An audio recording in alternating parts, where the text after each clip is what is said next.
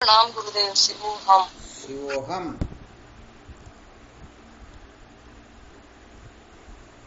आवाज आ रही है? आ रही गुरुदेव आवाज। शिवोहम। शिवोहम गुरुदेव।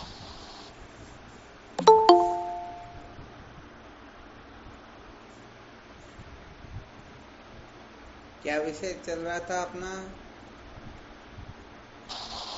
संसार को बनाए रखकर कभी भी सत्य का साक्षात्कार नहीं किया जा सकता। संसार को बनाए रखकर कभी भी सत्य का साक्षात्कार नहीं किया जा सकता।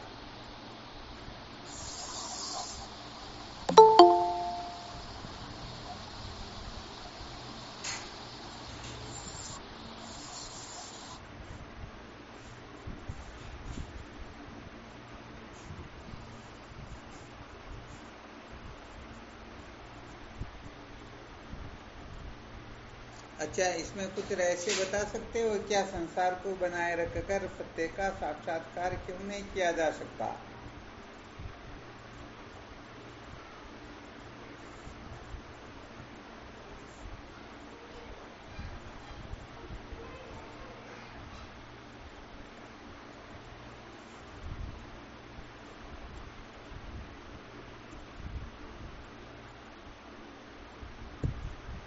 वास्तव में देखा जाए तो परमात्मा को छोड़ करके जगत नाम की कोई वस्तु होती ही नहीं।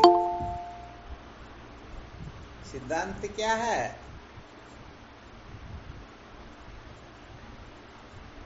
परमात्मा को छोड़ करके और कोई वस्तु होती ही नहीं, और जो वस्तु वास्तव में है ही नहीं, उसी वस्तु को यदि कोई बनाए रखना चाहता है तो बताओ, वह जो वस्तु है उसका साक्षात्कार कर पाएगा क्या? कभी नहीं कर पाएगा। हाँ, यहाँ पर तो कहा गया न, वे जी जाने बिनु जगत मनु जेवरी सांप, नशे बुझन जग जी ले सोहम आपे आप। अरे भाई, जो है उसको हम नहीं जानते, इसलिए ये अध्यस्त रूप से प्रतीत होता है, और जो है उसको जान ले तो जगत नाम की कोई वस्तु शेष रहती ही नहीं। तो यहाँ पर जो जगत को बनाए रखने का आग्रह रखते हैं, सचमुच में वे सत्य के साक्षात्कार से वंचित रह जाते हैं। क्या हो जाता है? सत्य के साक्षात्कार से वंचित रह जाते। हाँ, वह सत्य के साक्षात्कार से वंचित ही रह जाते हैं,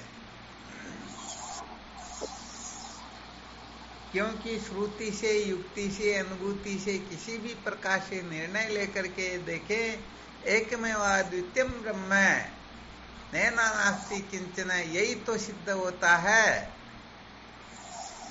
इसके सिवाय अनात्म प्रपंच सिद्ध हो सकता है क्या? नहीं। वास्तव में थोड़ा वेदांत का विशेष सूत्र बता देते हैं। सिद्धि तो केवल और केवल मात्र आत्मा तत्व की होती है, बाकी जगत की तो कल्पना ही होती है। लाल बोलिए ना। समझ में आ रहा ना? अरे, जो वस्तु स्वतः सिद्ध है उसी की तो सिद्धि हो सकती है, बाकी तो कल्पना होती है ना। जी स्वामी जी। तो सारा का सारा अनात्म प्रपंच जो है ये कल्पित ही है, हम अपनी कल्पना से खड़ा कर लेते हैं। जैसे रस्सी में सर्प नहीं होता है, फिर भी हम सर्प की कल्पना करके छिपी में चांदी की कल्पना करके दुखी सुखी होते या नहीं होते हैं? होते हैं स्वामी जी। तो यहाँ पर असली बात यह है कि जो सत्य को नहीं जानता है वही असत पदार्थों में आस्था रखता है, और जब सत्य को जान लिया जाए तो फिर असत पदार्थों से आस्था को हटाना नहीं पड़ता, बल्कि स्वतः ही हट जाती हैं। तो यहाँ विशेष सूत्र यह निकलता है कि यदि कोई श्रुति युक्ति अनुभूति से अपने वास्तविक स्वरूप का निश्चय कर ले, निर्णय कर ले, निर्धारण कर ले, साक्षात्कार कर ले, अनुभव कर ले, ठीक ठीक तरह से जान ले, तो सचमुच में ये द्वैत प्रपंच जो है, जैसे खरगोश के सर से सिंग गायब होते हैं, वैसे ही ये भी गायब हो जाता है। तो आत्म तत्व का जब तक साक्षात्कार नहीं होता है, तब तक ही अनात्म पदार्थों में हमारी आस्था बनी रहती है। और जिनको आत्म तत्व का प्रोक्ष रूप से भी बोधन होने लगता है, तो उनका ये जगत जाल जो है, जगत प्रपंच जो है, ये कहने का मतलब शांत होने लगता है। तो यहाँ पर अपने को विचार करके देखना है कि जगत के प्रति हमारी जो आस्था है दिन प्रतिदिन अधिक बढ़ रही है अथवा कम हो रही है। संसार के प्रति सत्यत्व, प्रियत्व, रमणीयत्व की बुद्धि यदि पुष्ट हो रही है तो समझ लेना चाहिए हम सचमुच में संसार को बनाए रखने का आग्रह कर रहे हैं। और यदि ये शिथिल हो रही है तो समझ लेना चाहिए हम सचमुच में सत्य के साक्षात्कार की ओर प्रवृत्त हो रहे हैं। तो ये तो क्लियर समझ में आ गया ना। जब तक यथार्थ बोध नहीं होता है, जैसे जब तक रस्सी का ज्ञान नहीं होता है, तब तक ही सर्प अपने को दुखी करता रहता है। और रस्सी का साक्षात्कार हो जाए तो सर्प का फिर पता भी नहीं चलता है। बिल्कुल पक्का ना?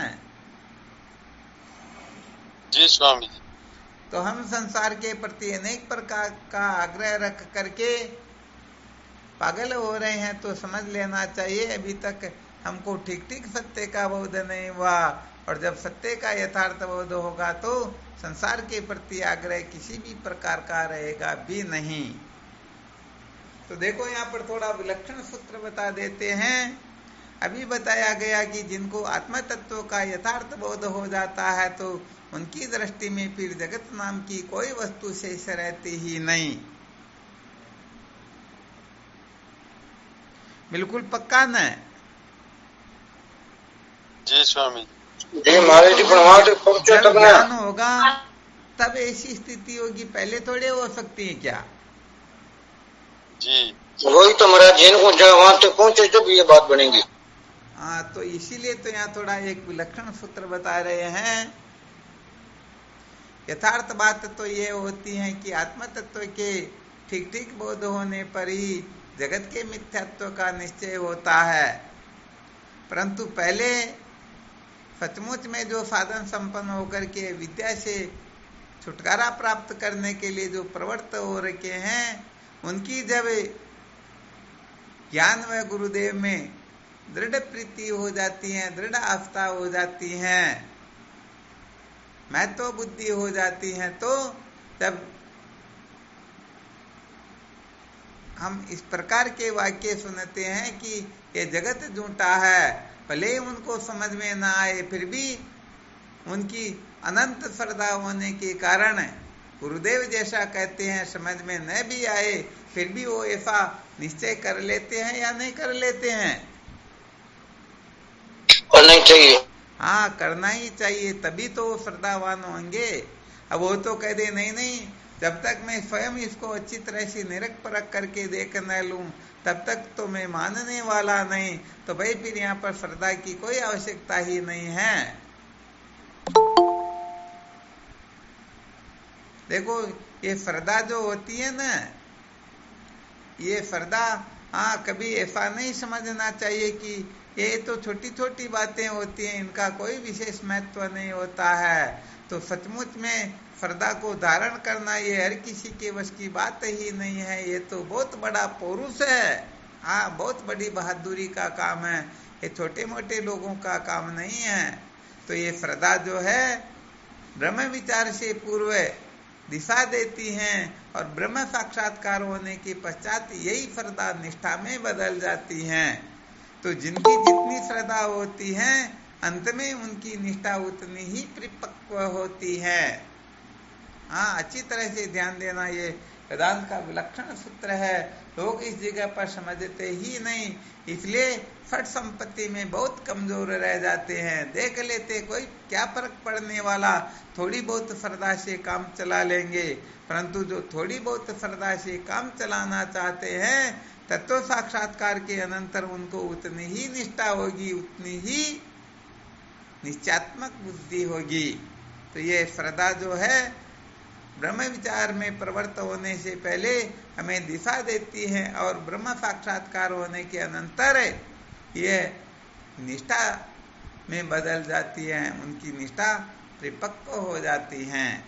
तो समझ में आया होगा शायद श्रद्धा की कितनी आवश्यकता होती है। बिना श्रद्धा के सचमुच में कुछ भी काम चलने वाला है ही नहीं।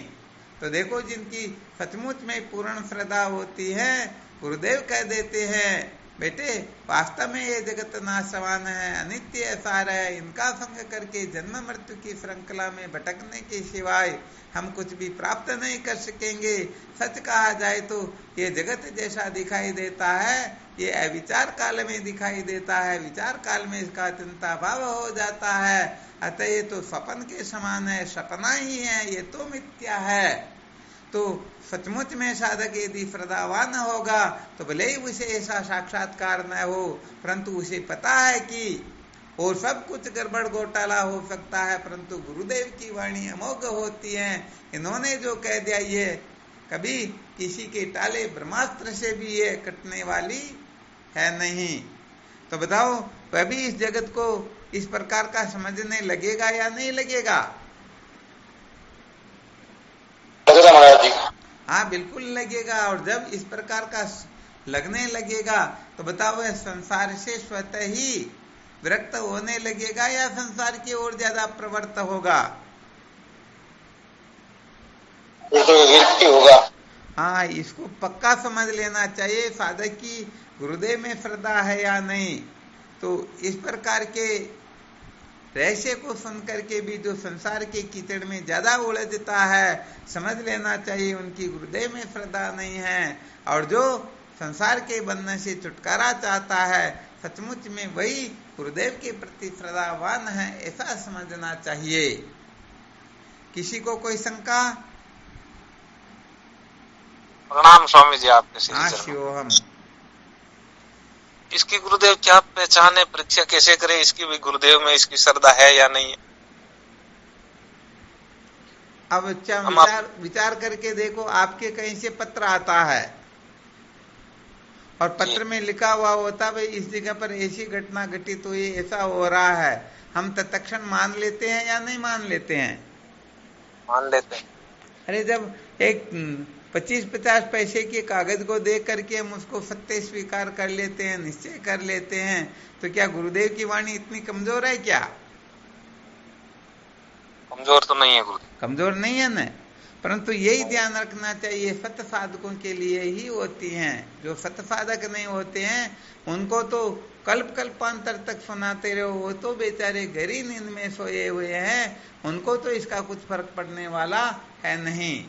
तो भाई देखो जैसे हम कहीं पर बैठे हुए हैं और एकाएक आकर के कोई कह दे अरे भाई दौड़ो दौड़ो यहाँ पर सर्प आ रहा है, या कोई श्वान जो पागल हो गया वो आ रहा है, या कोई शेर आ रहा है, तो हम तत्क्षण उसी समय उठ करके भगने लगते हैं या नहीं लगते हैं? भगने लग जाते हैं। अरे संसार के लोग ऐसा कह दे और हम भगने लग जाते, तो संत शास्त्र गुरुदेव ऐसा कहते हैं ये संसार झूठा है। और यदि फिर भी कोई वहां चिपका हुआ रहे, अटका हुआ रहे, तो समझ लेना चाहिए उसके कान ही नहीं है, वो किसी काम का है क्या फिर? नहीं। हाँ नहीं है। तो देखो यहाँ पर बात ये होती है जैसे किसी को पता लग जाए ये सामने जो जल दिखाई दे रहा वास्तव में जल नहीं है, ये तो मृग तृष्णा का जल है, तो बताओ उसकी भागा दौड़ी जो है समाप्त हो जाएगी। हाँ थोड़ा अंतर आएगा या नहीं आएगा? बिल्कुल आएगा, मर सकता है परंतु वो पीने के लिए नहीं जाएगा। हाँ ये बात है। हालांकि भले उसे दृढ़ विश्वास न हो, निष्ठा न हो, तो उसकी स्पीड में तो निश्चित रूप से अंतर पड़ जाएगा। वह सोचेगा कि भाई हो सकता है कि मृग तृष्णा का जल हो, परंतु सच में जल हो भी सकता, तो पहले समझो 25-50 की स्पीड से चल रहा तो 5-10 की स्पीड से जाएगा, परंतु उतना तेज तो नहीं दौड़ेगा ना। नहीं दौड़ेगा। तो संत महापुरुषों के वचनों को सुन करके संसार के भोग पदार्थों की ओर यदि अपनी प्रवृत्ति शांत होने लगे, हम उदासीन होने लगे, अंतर्मुख होने लगे, उनसे विरक्त होने लगे, तो समझ लेना चाहिए हम सचमुच में ठीक ठीक चल रहे हैं। और यदि ऐसा नहीं होता है तो समझ लेना चाहिए बड़ा गड़बड़ घोटाला हो रहा है। क्या हो रहा है? बड़ा गड़बड़ घोटाला है। गड़बड़ हो रहा। हाँ, बहुत बड़ा गड़बड़ घोटाला हो रहा है। इसका मतलब यही तो हुआ कि गुरुदेव की वाणी पर उनको विश्वास नहीं, उनका मन जो कहता, उनकी बुद्धि जो कहती, उनकी इंद्रियां जैसा संकेत करती हैं, उसी प्रकार से वह विचरण करना चाहता है। तो इसका मतलब यही हुआ कि वास्तव में वह श्रद्धावान है ही नहीं। और इस बात को अच्छी तरह से समझ लेना चाहिए, जो अपने मन बुद्धि को महत्व देते हैं वह तो सपने में भी श्रद्धावान हो नहीं सकते, क्योंकि वो प्रत्येक बात को तर्क के द्वारा काटने की कोशिश करेंगे। जो कहने का मतलब है प्रत्येक बात को काटने के चक्कर में पड़ जाता है, तो समझ लेना चाहिए श्रद्धा नहीं होती है। श्रद्धा तब ही होती है जब अभिमान की निवृत्ति होती है, जब अपनी जानकारियों की तीसरी होने लगती हैं, तब ही सचमुच में श्रद्धा होती हैं। हाँ, ये बहुत अच्छी तरह से समस्त साधकों को ध्यान रखना है। ऐसा समझना चाहिए अभिमान की निवृत्ति को ही श्रद्धा कहते हैं। और अभिमान किसका? जानकारियों का अभिमान होता है या नहीं होता? यहाँ पर तो सभी प्रकार के अभिमान आ गए, चाहे नाम रूप का हो, कुल गोत्र का हो, वर्ण आश्रम का हो, पद प्रतिष्ठा का हो, किसी भी प्रकार का क्यों न हो, समस्त अभिमान इसके अंतर्गत आ गए। तो जो अभिमान के तले दबे हुए हैं वो कभी भी श्रद्धालु हो ही नहीं सकते। और जो सचमुच में श्रद्धालु होता है वह तो सत्य कहें तो झूठी बात को भी सत्य ही समझेंगे।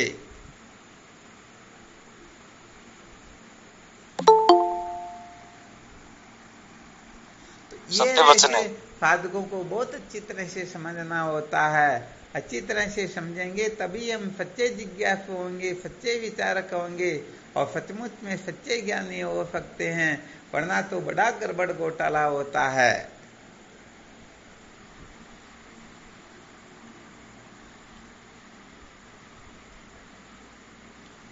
तो इस दृष्टि से समझो आपको चाबी दे दी गई, कमरे को खोल करके देख सकते हो अंदर कितनी वस्तुएं रखी हुई हैं। तो आप भी अपने हृदय रूपी कमरे को टटोल करके देख सकते हो हम सचमुच में कितने श्रद्धालु है, कितने श्रद्धावान हैं, हम सचमुच में किसको कितना किस प्रकार से महत्व दे रहे हैं, हम वास्तव में ब्रह्म विद्या के अधिकारी है या नहीं। जी गुरुदेव, बिल्कुल देख सकते हैं। तो भाई यहाँ पर तो इतना ही संकेत किया जाता है, संसार को बनाए रखने का आग्रह यदि शांत होने लग जाए तो समझ लेना चाहिए सचमुच में हम श्रद्धावान हैं, सचमुच में हम ठीक रास्ते चल रहे हैं। और यदि ऐसा नहीं होता है तो समझ लेना चाहिए बड़ा गड़बड़ घोटाला हो रहा है। आ गया ना चित्र से समझ में? जी गुरुदेव, बिल्कुल। हाँ, यहाँ पर साधकों की असली संपत्ति ये फट संपत्ति ही है। समस्त साधकों को फट संपत्ति को हाँ समय समय पर या सदा सर्वदा फट संपत्ति को चित्त से नहीं उतरने देना। बारंबार चित्त में चिंतन भी चले तो इसी का ही चले हम फट संपत्ति से युक्त है या नहीं है, क्योंकि सठ संपत्ति को धारण करके ही ये जीव विद्या के बंधन से मुक्त हो सकता है, अन्यथा बंधन से मुक्त होना कोई साधारण बात नहीं है।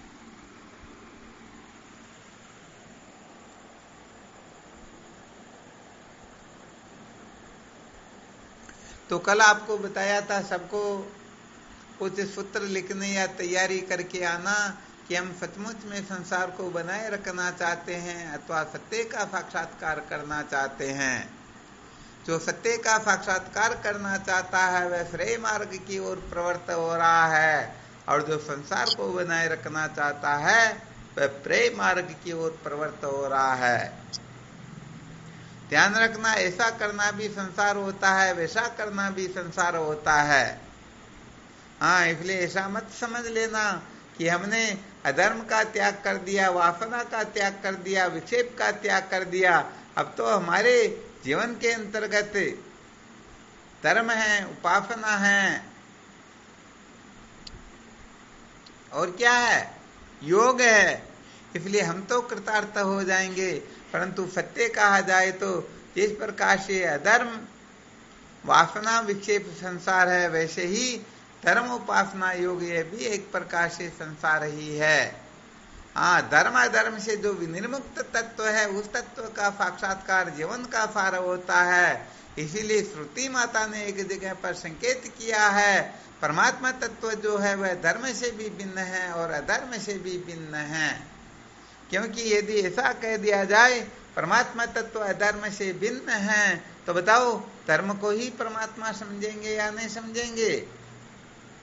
समझेंगे गुरुदेव। क्योंकि अधर्म से तो भिन्न धर्म होता है, परंतु यहाँ पर कह दिया वह अधर्म से भी भिन्न है, इसका मतलब धर्म हो सकता है, धर्म से भी भिन्न है इसका मतलब अधर्म हो सकता है। दो तो हो नहीं सकते, एक ही होगा ना। इसलिए जो केवल मात्र इसी में अटके हुए हैं, जो अधर्म वासना विक्षेप में अटके हुए हैं, उनको पामर पुरुष कहा जाता है, और जो धर्म उपासना योग में अटके हुए हैं उनको विषय पुरुष कहा जाता है। तत्व जिज्ञासु की तो बात ही अलग होती है।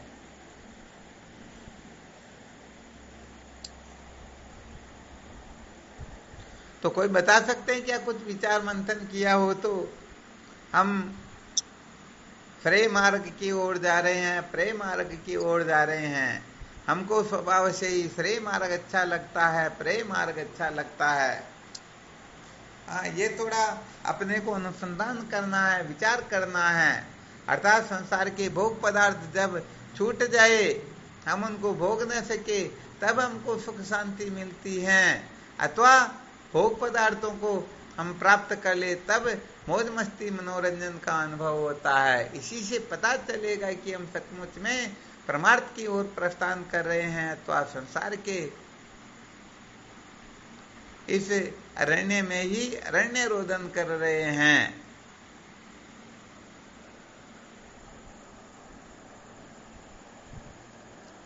बिल्कुल क्लियर ना? जी गुरुदेव, बिल्कुल। तो मंथन किया क्या थोड़ा बहुत? जी गुरुदेव, किया। कब मंथन किया? मुझे तो नहीं लग रहा मंथन किया। घर में बैठ के मंथन किया होगा या? अरे मंथन यदि करते तो भी वहां रहते ही नहीं, पता नहीं आश्रम पर कितना क्या करना, परंतु परवाह कहां पर है। मंथन करने वाले इतने कमजोर थोड़े होते, बातूनी नहीं होते, वो तुरंत कुछ करके दिखाते हैं। और किसने मंथन किया, इन्होंने कितना किया, ये तो मेरे को समझ में आ गया। और बाकी साधक बोल के देखिए।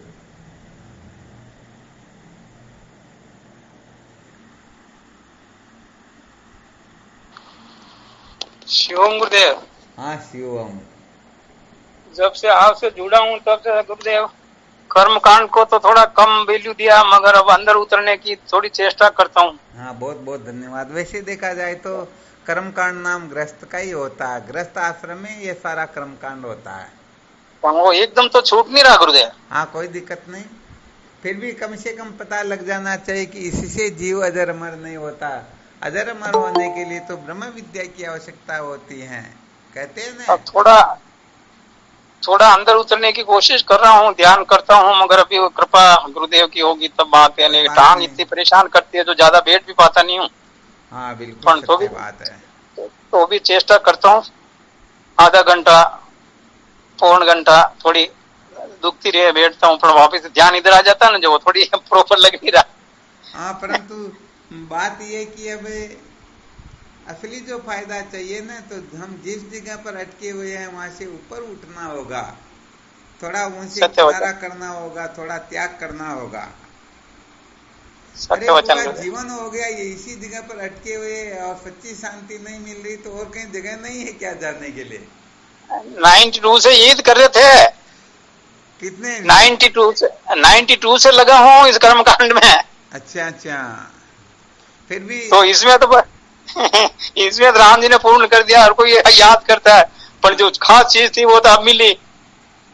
हाँ चलो कोई बात नहीं, फिर भी अपने को थोड़ा परिवर्तन करने की सोचना चाहिए कि जहाँ रहते हुए इतने वर्ष हो गए सचमुच में शांति नहीं मिल रही, इसका मतलब कुछ ना कुछ परिवर्तन थोड़ा कर ही लेना चाहिए। सत्य वचन गुरुदेव।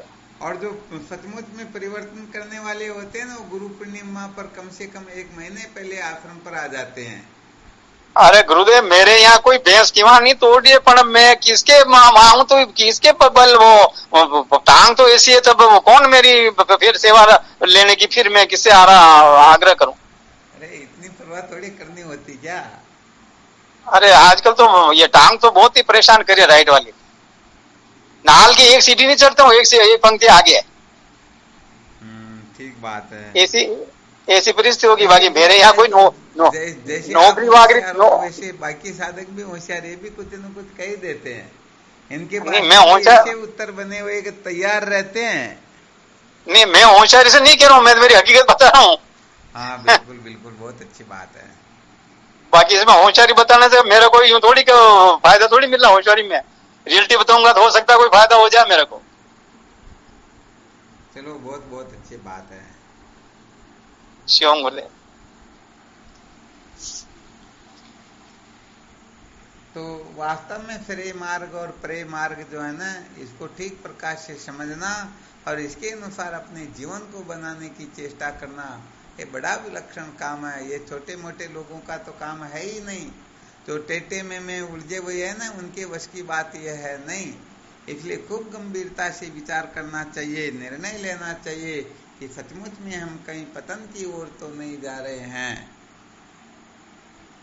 तो देखो, जिनको संसार के छूटने से डर लगता है, सच्ची बात यह है कि वो प्रेम मार्ग की ओर ही जा रहे हैं। और संसार के छूटने से जिसको डर नहीं लगता है, सचमुच में वह श्रेय मार्ग की ओर ही प्रस्थान कर रहे हैं।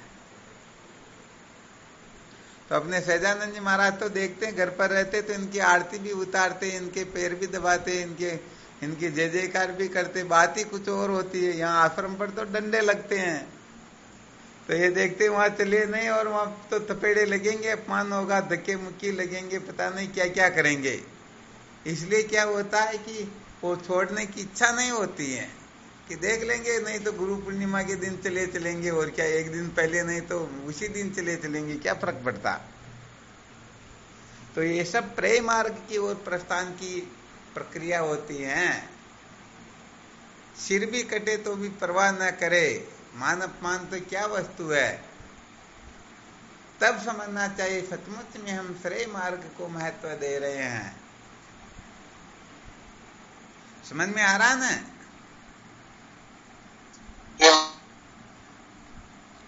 शंभूलाल जी मास्टर विचार कर लेना थोड़ा बहुत।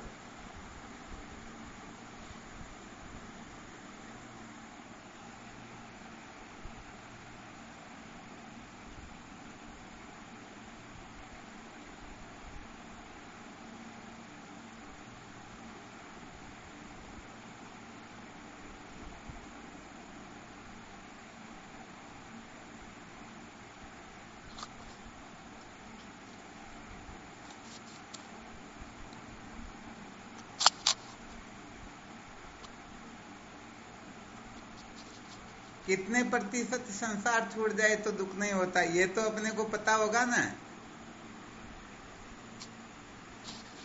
कोई ऐसा सूरवीर है जो कह सके कि मैं 100% संसार छोड़ जाए फिर भी परवाह नहीं करता हूं। अच्छा चलो थोड़ा देख ही लेते हैं, 100%, 50-25 ऐसे करते हैं ना। तो सबसे पहले तो जो उत्तम कोटि के होंगे उनके लिए ही कहेंगे, परंतु ध्यान रखना कोई हाथ ऊपर करे या ऑडियो ऑन करे तो उसके बाद में कभी भी उनकी परीक्षा ली जा सकती है, कुछ भी हो सकता है। तो कोई ऐसे सूरवीर है जो 100% संसार को छोड़ने की सामर्थ्य रखता है।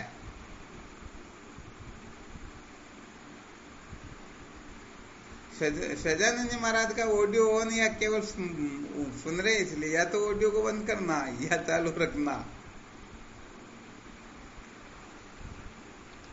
अब स्वामी जी बंद कर तो लेना ही क्या है। नहीं 100% तैयार हो गया तो 101% हो गया के ऊपर।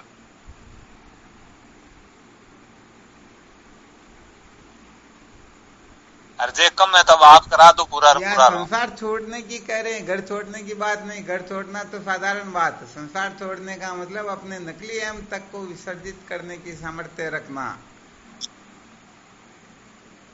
स्वामी जी मारू छूटे या न छूटे वो तो आपने करना हो, माऊ की छूटी जो मैं छूट तो मैं तो पहले ही छोड़ देता हूँ, और हाँ के लिए मैं तैयार। तो चलो 100% में सब पास नहीं हो सकेंगे, 50% के लिए कौन तैयार है?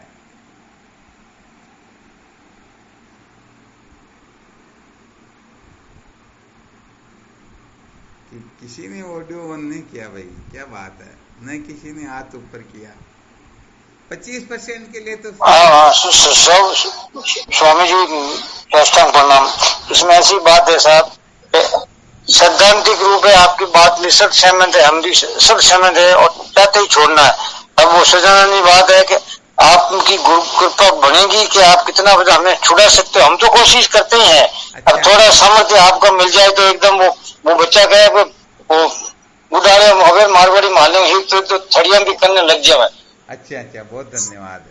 मैं भी सोच रहा हूँ कोई हाथ ऊपर करे, मुझसे नहीं छूट रहा तो फिर मैं उनके वहीं थोड़ा ज्यादा जा करके उनके लिए पुरुषार्थ करूं भाई, और तो क्या।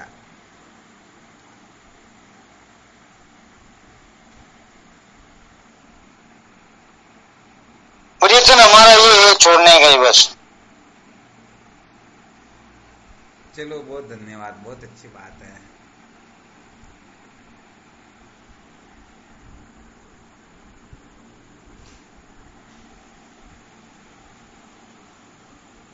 हाँ, संसार को छोड़ने की चर्चा चल रही है, वो ध्यान रखना कहीं और गड़बड़ मत कर देना।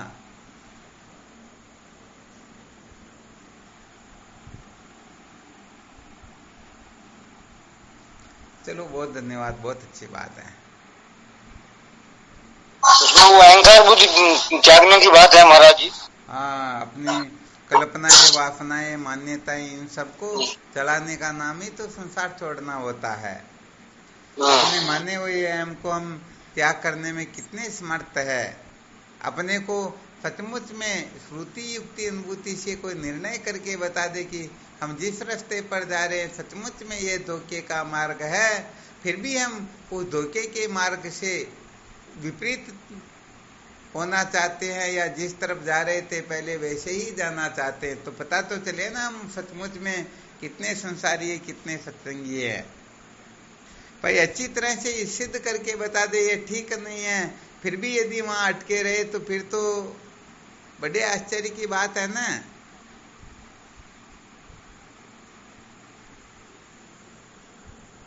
या नहीं है? सत्य वचन है गुरुदेव। हाँ बिल्कुल, ऐसा थोड़े जो धोखे में रखते हैं, बल्कि श्रुति से, युक्ति से, अनुभूति से, अनेक प्रकार के तर्कों के द्वारा सिद्ध करके बता सकते हैं कि सचमुच में हम इस रास्ते पर जा रहे हैं। ये पतन दुख रोने पछताने के सिवाय, भटकने के सिवाय कुछ भी अंत में मिलने वाला है ही नहीं। तो जब अच्छी तरह से समझ में आ जाए कि हम सचमुच में गलत रास्ते पर जा रहे हैं, तो भले मानुष जो होते हैं ना, वो सुनते ही एक बार पता लग जाता गलत रास्ते जा रहे हैं, तो तुरंत वहां से वापिस रिटर्न हो जाते, या फिर आगे जाते हैं, रिटर्न हो जाते हैं ना। जी गुरुदेव। हाँ, तो बस ये उत्तम साधकों की फिर समझ होती है। इसीलिए तो बार बार कहा जाता है कीचड़ में गिरना बुरा नहीं है, बल्कि कीचड़ में गिरे रहना बुरा है।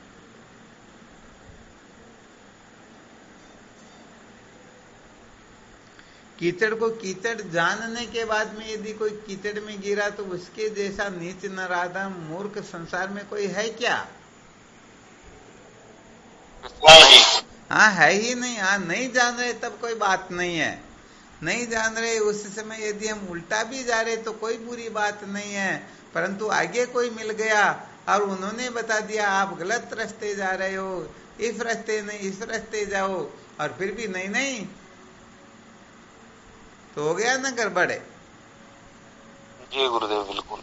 हाँ, इसलिए सचमुच में संत शास्त्रों के पर श्रद्धा करके फिर हमें थोड़ा आगे बढ़ना होता है। यदि श्रद्धा नहीं करेंगे तो हम जहाँ के तहाँ पर है वहीं अटके रह जाएंगे।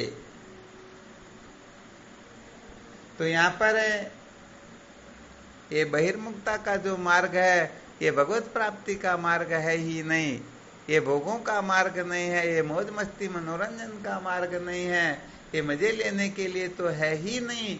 इसलिए जो साधक सचमुच में सत्य का साक्षात्कार करना चाहता हो उस साधक को ये रहस्य बहुत अच्छी तरह से मंथन करके हृदयंगम कर लेना चाहिए।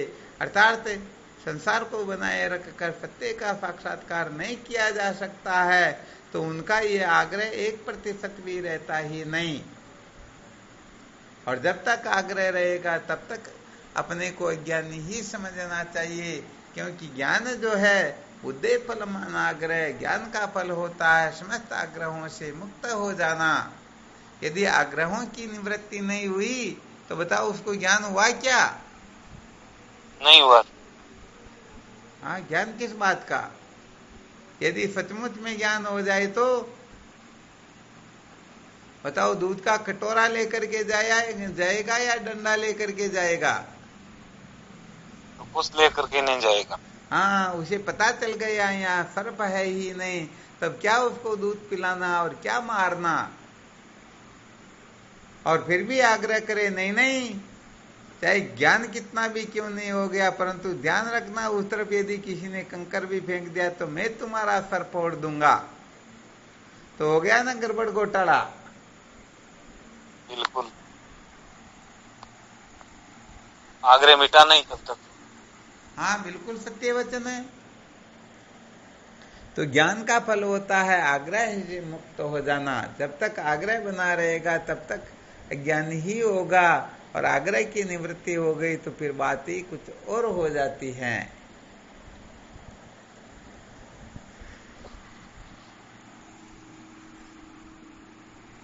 तो कुल मिलाकर के साधकों को श्रेय मार्ग और प्रेय मार्ग का बहुत अच्छी तरह से मंथन करना है, निर्णय लेना है, और फिर देखना है कि मैं श्रेय मार्ग की ओर जा रहा हूं अथवा प्रेय मार्ग की ओर जा रहा हूं।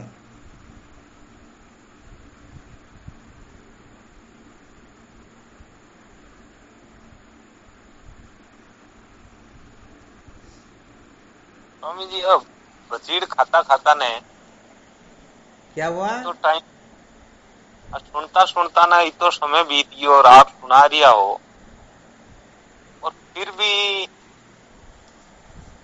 जो वास्तव में होना चाहिए जैसी सठ संपत्ति युक्त होना चाहिए, श्रद्धा होनी चाहिए, वह है नहीं। तो इनको मतलब है या तो हमारे समझ में कौन है कि भाई छोड़ना चाहवा कौन नहीं। बात ये होती है ना, हम मन के चेले ज्यादा होते हैं। गुरुदेव के चेले हो जाए ना तो उनका गुरुदेव का भी इच्छा लेके आ जाते कि अंतिम बात कहाँ तक है। अब संसार में कोई धन के चेले होते हैं, कोई मन के चेले होते हैं, कोई तन के चेले होते हैं, कोई घरवाले के चेले होते हैं। तो बताओ उनको ज्ञान समझ में कहाँ से आएगा? हम सचमुच में किसको महत्व दे रहे हैं? जिसको महत्व देकर बैठे हैं वही उसी प्रकार की तो स्फूर्णा अपने अंतःकरण से निकलेगी। तो जब तक संसार दुख रूप प्रतीत नहीं होता है, जब तक हम बंधन को बंधन नहीं समझ लेते हैं, जब तक ब्रह्म विद्या को जीवन का सार नहीं समझ लेते हैं, मानव जीवन का चरम परम और अंतिम लक्ष्य सत्य का साक्षात्कार ऐसा निश्चय नहीं कर लेते हैं, तब तक तो सचमुच में इस ओर प्रवृत्ति पूर्ण रूप से होती ही नहीं। तो कुछ न कुछ गड़बड़ घोटाला निश्चित रूप से होता है। इसलिए फिर सुख संपत्ति के अवलोकन की आवश्यकता होती है कि हमारा मन वश में है या नहीं, इंद्रियां वश में है या नहीं, कर्मादि कैसे रुचि है या नहीं, श्रद्धा है या नहीं, इन सब सूत्रों का फिर मंथन करना होता है। अगर स्वामी जी नहीं है तो इन और बढ़ाने के लिए और करने के लिए कहीं करना पड़ी। बस इसके लिए तो विवेक और वैराग्य ये सब दो बड़े ब्रह्मास्त्र है। बारंबार संतों का संग करो, शास्त्रों का स्वाध्याय करो और बारंबार मंथन करो, विचार करो, विवेक करो कि ये संसार सुखरूप है या दुख रूप। क्या मानव जीवन का इतना ही लक्ष्य है? क्या हमने जो कुछ प्राप्त किया, जो कर रहे हैं, जो प्राप्त करेंगे, इससे हम दुखों से छुटकारा प्राप्त कर सकते हैं? क्या इससे सच्ची शांति मिल जाएगी? क्या इससे हम अजर अमर हो जाएंगे? ऐसे बहुत बहुत बहुत सारे सूत्र हैं जिन सूत्रों का आश्रय लेकर के हम सचमुच में सच्चे साधक, सच्चे जिज्ञासु हो सकते हैं।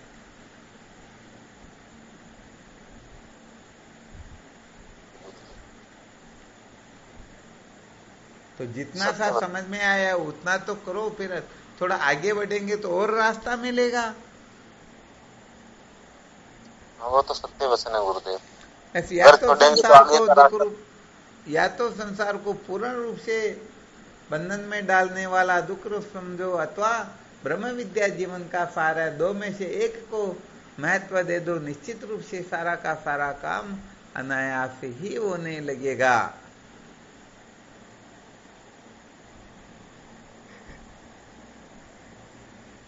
गुरुदेव, जीवन में बेईमानी ज्यादा भरी है, समझना चाहते नहीं।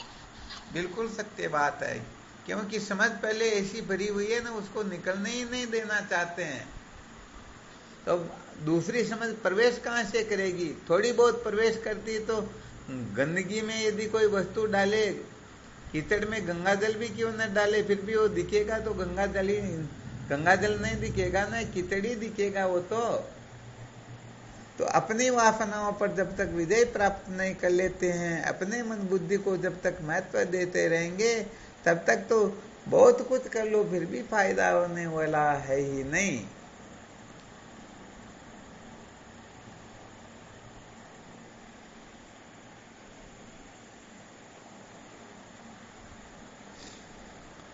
और किसी के कुछ भी समझ में नहीं आए, फिर भी संत महापुरुषों के सानिध्य में बैठ करके बात क्या हो रही है, हम पूरा जीवन हो गया साधन भजन करते हुए, विचार करते हुए, संतों का संग करते हुए, परंतु अभी तक शांति क्यों नहीं मिली है? इसका रहस्य क्या है?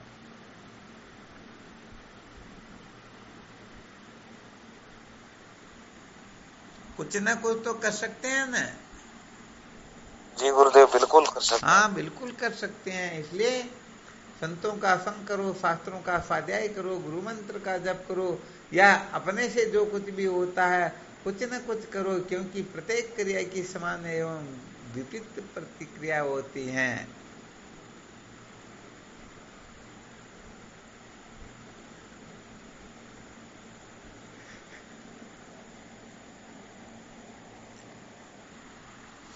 वहां चलो, इस जगह पर करना, मंथन विचार करना, वास्तव में सत्य को जाने बिना दुखों का निराकरण कभी भी होता ही नहीं, यही सिद्धांत होता है।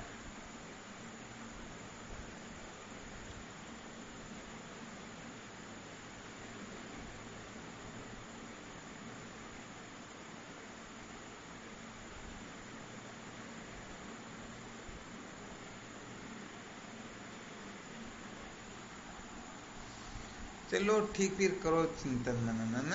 शिवोहम। प्रणाम आपको। शिवोहम।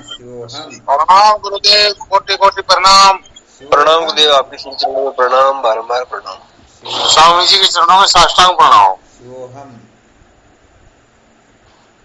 गुरुदेव भगवान के श्री चरणों में प्रणाम। शिवोहम। शिवोहम।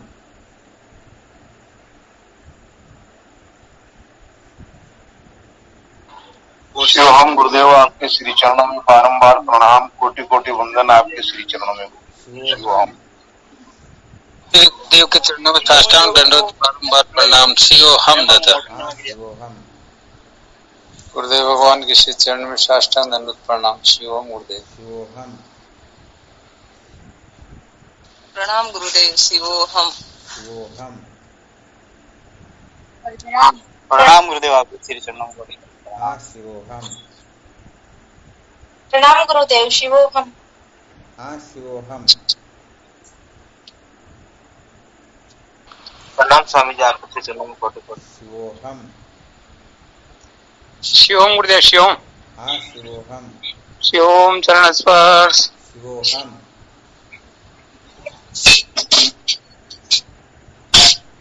प्रणाम शिवोहम।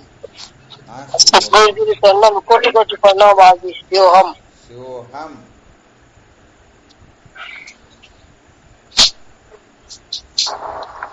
श्री सतगुरुदेव स्वामी जी के चरणों में कोटि कोटि प्रणाम। शिवम गुरुदेव। शिवोहम। स्वामी जी चरणों में कोटि कोटि प्रणाम। हाँ शिवोहम।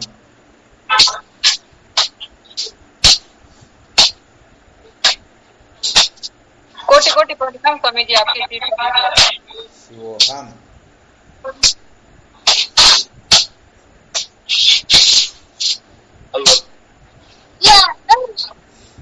शिवोहम।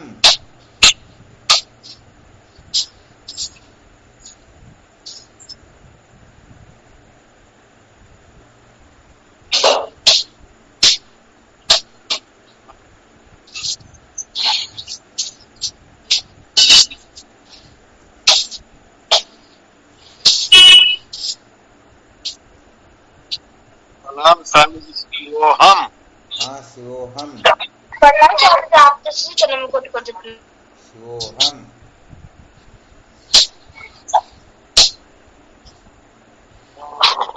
गुरुदेव को प्रणाम। शिवोहम। शिवम गुरुदेव शिवम। शिवोहम। प्रणाम स्वामी जी, आपको श्री चरणों में कोटि कोटि प्रणाम। शिवोहम।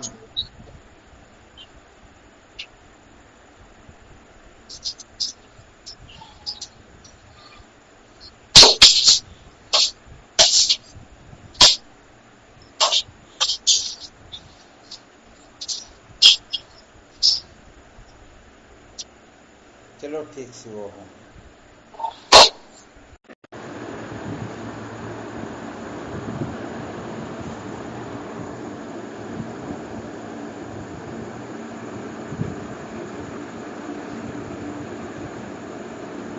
शिवोहम।